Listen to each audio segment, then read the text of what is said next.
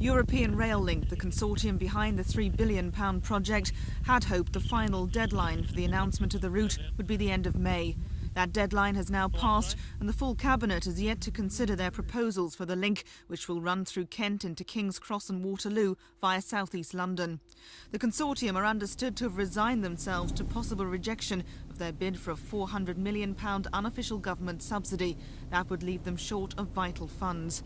But their main fear is that any further delays could put the link in jeopardy.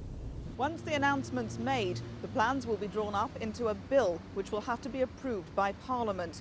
The consortium fear time is running out to prepare the legislation before the next parliamentary session.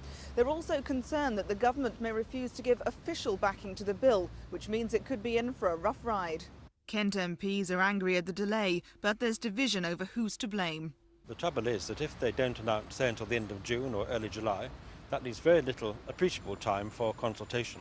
And the bill that will be presented in November could be subject to judicial review or legal challenge because people, communities, villages, institutions had no time to make their views known. So it's a real mess. What's holding up BR is actually managing to convince people that it's got a viable financial package. Now that is for BR to satisfy.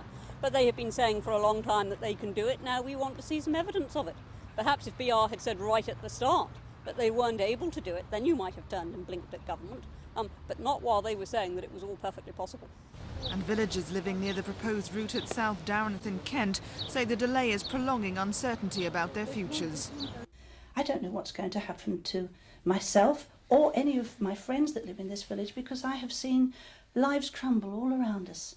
No one can say with any certainty when the government will make a final announcement, but pressure's mounting for a decision soon. This is Jane Ball for Thames News.